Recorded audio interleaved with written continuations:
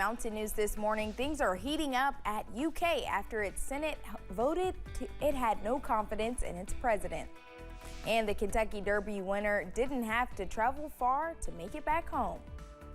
Dedicated to Eastern and Southern Kentucky, this is WYMT Mountain News this morning.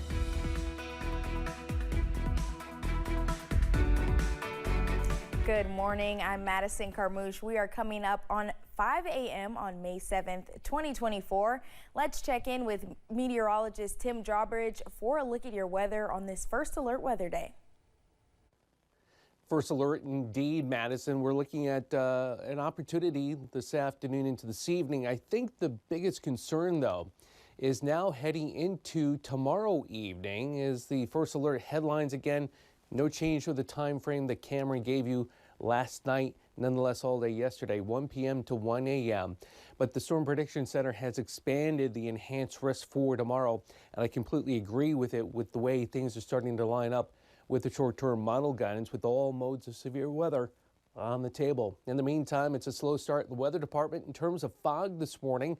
It is locally dense across eastern and southern Kentucky, 61 outside our door, and it just depends on where you are and when you're looking at this map on how the visibility is fluctuating. Temperature-wise, upper 50s into the low and yes, some mid-60s, and a few showers up toward Louisa and also Jamaica Way south of the Hal Rogers early on this Tuesday morning. The main focus regarding shower and thunder shower development is again through the second half of the day, and a forecast high this afternoon in Hazard up to 82. All right, more about the severe weather threat with your First Alert 7-day forecast in a few moments. Madison? All right, Tim, thank you. A man is recovering after falling into a sinkhole in western Kentucky. First responders say they pulled the man from a hole near Plano Road in Warren County after he fell nearly 30 feet. The Plano fire chief says they believe the man was trapped for about an hour before being rescued. He was out in the field working, and it was raining or had been raining at the time, and I think just fell on some slick leaves, and he just kept falling. Someone working in the area heard him screaming, and that's how they found him. The sheriff's office says the man was taken to the hospital with minor injuries. The first Monday after graduation is often a time for many to take a load off.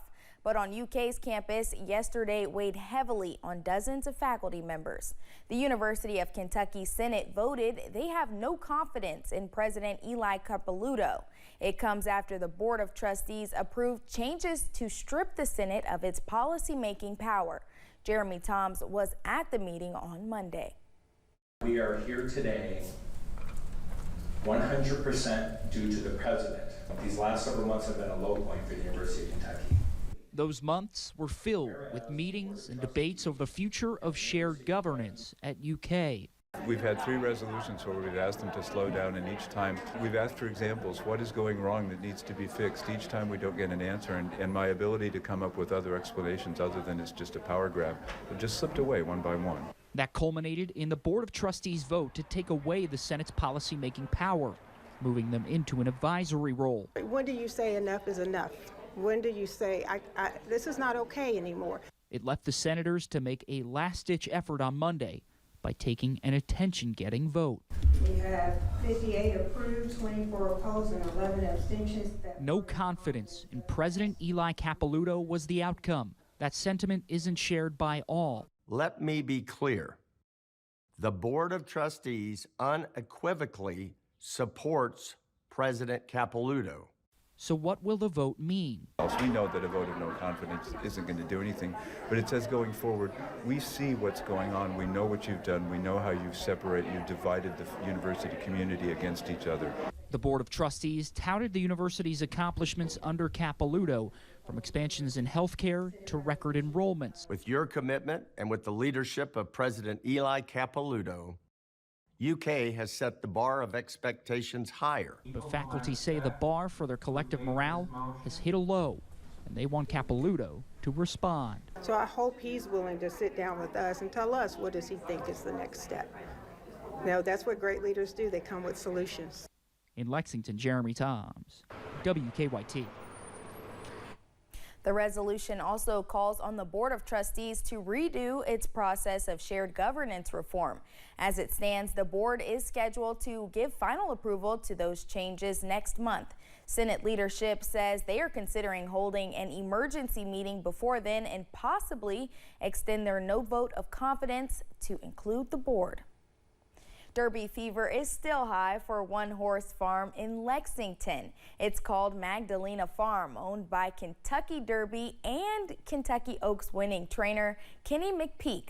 The farm foaled Kentucky Derby champion Mystic Dan and Oaks winner Torpedo Anna. Saturday's race makes McPeak's first Derby win. Tour groups that scheduled a visit to the farm prior to the Derby are also caught up in the hype. They get to see a horse as part of history, but they also get to see the people who are part of history. Mystic Dan's mother and siblings also call Magdalena Farm home. Kentucky's Secretary of State has been selected as the next recipient of the 2024 Profile Encourage Award.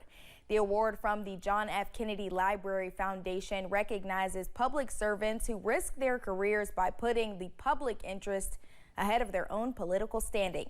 Michael Adams is being recognized for his defense of fair elections and his work to expand voting rights despite political and personal threats.